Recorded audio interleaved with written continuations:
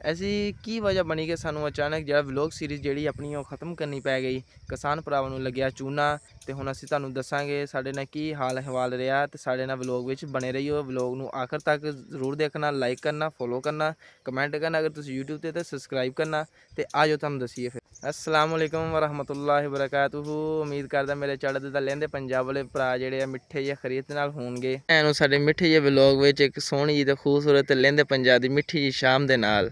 ਅੱਜ ਦਾ ਵਲੋਗ ਸ਼ੁਰੂ ਕਰਨ ਤੋਂ ਪਹਿਲੇ ਸਭ ਤੋਂ ਵੱਡਾ ਮੇਨ ਮਸਲਾ ਜਿਹੜਾ ਸੀਗਾ ਸਾਡੇ ਕਿਸਾਨ ਭਰਾਵਾਂ ਦੇ ਨਾਲ ਕਿ ਜਿਹੜਾ ਦਰਪੇਸ਼ ਆਇਆ ਵਾ ਤੇ ਜਿਹਦੇ ਬਾਰੇ ਮੈਂ ਤੁਹਾਨੂੰ ਡਿਟੇਲ 'ਚ ਦੱਸਣਾ ਚਾਹ ਰਿਹਾ ਸੀਗਾ ਉਹ ਇਹ ਸੀਗਾ ਕਿ ਜਿਸ ਤਰ੍ਹਾਂ ਮੇਰੇ ਸਾਰੇ ਭਰਾ ਜਾਣਦੇ ਆ ਕਿ ਅੱਜ ਕੱਲ੍ਹ ਜਿਹੜਾ ਸੀਜ਼ਨ ਚੱਲਣ ਦਿਆ ਵਾ ਉਹ ਹੈਗਾ ਵਾ ਤਿਲਾਂ ਦਾ।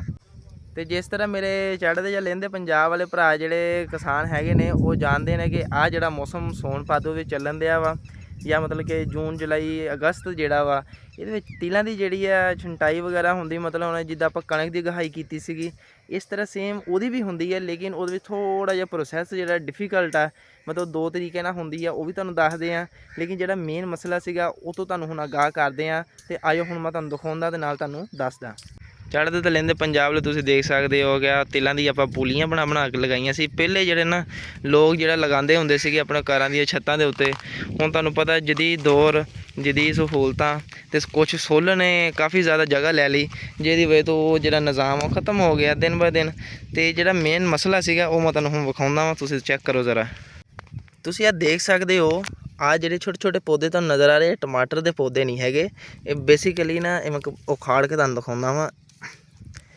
ਆ ਚੈੱਕ ਕਰੋ ਜ਼ਰਾ। ਇਹ ਨਾ ਤਿਲ ਜਿਹੜੇ ਆ ਨਾ ਮਤਲਬ ਜਿਹੜਾ ਆਪਾਂ ਬੀਜੀ ਦਾ ਵਾ, ਹਾਲਾਂਕਿ ਵਢਾਈ ਆਪਾਂ ਕਰ ਲਈ ਹੋਈ ਹੈ ਲੇਕਿਨ ਫਿਰ ਦੇਖੋ ਕਿੰਨੀ ਮਿਕਦਾਰ ਦੇ ਵਿੱਚ ਨਾ ਇਹ ਉੱਗੇ ਹੋਏ ਆ। ਇਸੇ ਤਰ੍ਹਾਂ ਪੂਰੇ ਕਿੱਲੇ ਦੇ ਵਿੱਚ ਇਹਦੀ ਨਾ ਗਰੋਥ ਜਿਹੜੀ ਆ ਅੰਨ੍ਹੇਵਾਹ ਹੋਈ ਹੈ ਇਸ ਟਾਈਮ। ਉਹਦੀ ਮੇਨ ਵਜ੍ਹਾ ਇਹ ਕਿ ਜਦੋਂ ਬਾਰਿਸ਼ਾਂ ਜਿਹੜੀਆਂ ਨਾ ਆਪਣੇ ਮੌਸਮ ਤੋਂ ਹਟ ਕੇ ਹੋਈਆਂ ਨਾ ਉਹਨਾਂ ਨੇ ਨੁਕਸਾਨ ਕੀਤਾ। ਬਾਰਿਸ਼ਾਂ ਨੇ ਕੀਤਾ ਫਿਰ ਨੁਕਸਾਨ ਇਸ ਸੂਰਜ ਦੇ ਵਿੱਚ ਕੀਤਾ ਕਿ ਜਿਹੜੇ ਬੀਜ ਸੀਗਾ ਨਾ ਮਤਲਬ ਕਿ ਤਿਲ ਜਿਹੜੇ ਸੀਗੇ ਆਪਣੇ ਪੱਕੇ ਹੋਏ ਫੁੱਲ ਤਿਆਰ ਸੀਗੇ। ਤਕਰੀਬਨ ਅੱਜ ਤੋਂ ਕੋਈ 2 ਜਾਂ 3 ਹਫ਼ਤੇ ਪਹਿਲੇ ਤਕਰੀਬਨ ਆਲਮੋਸਟ ਉਦੋਂ ਜਿਹੜਾ ਨਾ ਫੁੱਲ ਪੱਕੇ ਹੋਏ ਸੀਗੇ।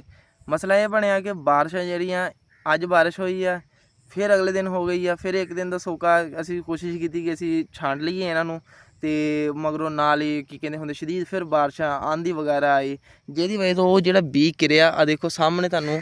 ਇਹ ਕਿ ਜਿਸ ਤਰ੍ਹਾਂ ਛੋਟੇ ਛੋਟੇ ਤੁਹਾਨੂੰ ਪੌਦੇ ਨਜ਼ਰ ਆ ਰਹੇ ਆ ਇਸੇ ਤਰ੍ਹਾਂ ਆਹ ਵੱਡਾ ਇੱਕ ਪੌਦਾ ਹੋ ਗਿਆ ਸੀਗਾ।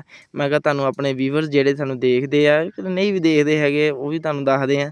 ਤੇ ਆਹ ਦੇਖੋ ਚੈੱਕ ਕਰੋ ਜ਼ਰਾ ਨਵੀਂ ਫਲੀ ਬਿਲਕੁਲ 0 ਮੀਟਰ ਕਹਿ ਲਓ ਕਿ ਲੱਗੀ ਹੋਈ ਹੈ। ਇਹ ਜਿਹੜੇ ਛਾਂਟੀ ਹੋ ਕੇ ਡਿੱਗਿਆ ਸੀਗਾ ਨਾ ਬੀਜ ਵਿੱਚੋਂ ਮੇਨ ਮੋਟਾ ਜਿਹੜਾ ਤਿਲ ਜਿਹੜੇ ਸੀਗੇ ਸਫੇਦ ਤਿਲ ਉਹ ਸਾਰੇ ਡਿੱਗੇ ਤੇ ਉਹ ਡਿੱਗ ਕੇ ਸਾਰੇ ਆਪਣੀ ਕਿੱਲੇ ਦੇ ਵਿੱਚ ਪੈਲੀ ਦੇ ਵਿੱਚ ਉੱਗ ਗਏ। ਤੇ ਹੁਣ ਮੈਂ ਤੁਹਾਨੂੰ ਦਿਖਾਉਂਦਾ ਕਿ ਜਿਹੜੇ ਤਿਲ ਸੀਗੇ ਰਹਿੰਦੇ ਬਕਾਇਆ ਜਾਤ ਜਿਹੜੇ। ਤੇ ਹੁਣ ਮੈਂ ਤੁਹਾਨੂੰ ਦਿਖਾਉਂਦਾ ਜਿਹੜੇ ਤਿਲ ਵਗੈਰਾ ਆਪਾਂ ਆਹ ਤਾਂ ਛਾਂਟੀ ਕਰ ਲਏ ਸੀਗੇ ਮਗਰੋਂ ਕਿਉਂਕਿ ਜ਼ਾਹਰੀ ਗੱਲ ਆਪਣਾ ਵੀ ਕੋਈ ਦੇਖਣਾ ਸੀ ਨਿਜ਼ਾਮ। ਤੇ ਉਸ ਵਜ੍ਹਾ ਤੋਂ ਤਕਰੀਬਨ ਅੱਧੇ ਕਿੱਲੇ ਦੇ ਮਤਲਬ 4 ਕਨਾਲ ਦੇ ਨਾ ਛਾਂਟੀ ਕਰ ਲਏ ਸੀਗੇ। ਉਹ 'ਚ ਤਕਰੀਬਨ ਹਜੇ ਮੇਰੇ ਖਿਆਲ 'ਚ ਚੋਈ ਸਾਹਿਬ ਦੇ ਮੁਤਾਬਕ ਅਜੇ ਲੱਗੇ ਹੋਏ ਆ ਚੋਈ ਸਾਹਿਬ ਸਾਹਮਣੇ ਛਾਂਟੀ ਕਰਨ। ਇਹਨਾਂ ਕੋਲ ਪੁੱਛਦੇ ਆ ਕਿ ਪਹਿਲੇ ਵਾਲੇ 'ਚ ਕਿੰਨੇ ਹੋਏ ਸੀਗੇ ਦੁਹਾੜ ਦੇ ਵਿੱਚੋਂ ਤੇ ਹੁਣ ਮੌਜੂਦਾ ਦੇ ਵਿੱਚੋਂ ਤੁਸੀਂ ਜਿਹੜੀ ਛਾਂਟੀ ਕਰਨ ਦੇ ਆ ਉਹ 'ਚੋਂ ਕਿੰਨੇ ਹੋਏ ਆ। ਆ ਚੈੱਕ ਕਰੋ ਜ਼ਰਾ ਕਿੰਨੇ ਸਾਰੇ ਤਿਲ ਜਿਹੜੇ ਜ਼ਾਇਆ ਹੋਏ ਉਹ ਕਿੱਦਾਂ ਉੱਗੇ ਹੋਏ ਆ। ਲੇਕਿਨ ਹੁਣ ਜ਼ਾਹਰੀ ਗੱਲ ਟਾਈਮ ਓਵਰ ਹੋ ਗਿਆ ਇਹਨਾਂ ਦਾ, ਇਹ ਹੁਣ ਵੱਡੇ ਤਾਂ ਕੋਈ ਨਹੀਂ ਹੋਣੇ। ਆ ਜੀ ਦੁੱਖ ਤਾਂ ਸਾਨੂੰ ਹੋਣਾ ਹੀ ਹੋਣਾ ਕਿ ਸਾਡੀ ਫਸਲ ਜਿਹੜੀ ਇੱਧਰ ਦੀ ਨਿਕਲੀ ਹੈ ਕਿ ਜਿਹਨੂੰ ਕੰਮ ਕਹਿ ਦੇਵੋ ਤੇ ਉਹ ਵੀ ਇੰਝ ਹੀ ਕਰਦਾ। ਤੇ ਆ ਮਾਸ਼ਾਅੱਲਾ ਤੁਸੀਂ ਤਿਲ ਦੇਖੋ ਥੱਲੇ ਤਕਰੀਬਨ ਕੋਈ 3-4 ਕਿਲੋ ਦੇ ਕਰੀਬ ਹੋਣੇ ਆ। ਉਹ ਜਿਹੜੇ ਅਸੀਂ ਆਪ ਛਾਂਟੀ ਹੁਣ ਕਰਨ ਦੇ ਆ ਇੱਕ ਲੇਬਰ ਨੂੰ ਲਾਇਆ ਸੀ ਉਹ ਮਾਸ਼ਾਅੱਲਾ ਆਪਣੀ ਜਾਨ ਛਡਾਉਣ ਦੇ ਮਾਰੇ ਵਿੱਚ ਹੀ ਸਾਰਾ ਕੁਝ ਛੱਡ ਗਏ। ਕਿਸਾਨ ਅੱਗੇ ਡੁੱਬੇ ਹੋਏ, ਜਦੋਂ ਇੱਦਾਂ ਦੇ ਨਾਲ ਧੋਖਾ ਹੋ ਜਾਵੇ ਉਹ ਬਹੁਤਾ ਦੁੱਖ ਹੁੰਦਾ। ਫਿਰ ਆ ਦੇਖੋ ਜ਼ਰਾ ਕਿੰਨੇ ਵਿੱਚ ਤਿਲ ਜਿਹੜੇ ਨੇ ਸਫੇਦ ਤਿਲ। ਲੇਕਿਨ ਇਸ ਦਫਾ ਜਿਹੜੀ ਫਸਲ ਹੋਈ ਨਾ ਉਹਦਾ ਬੜਾ ਨੁਕਸਾਨ ਹੋਇਆ ਵਾ ਜਿਹਦਾ ਕੋਈ ਅੰਦਾਜ਼ਾ ਨਹੀਂ ਲਗਾ ਸਕਦਾ ਹੈਗਾ।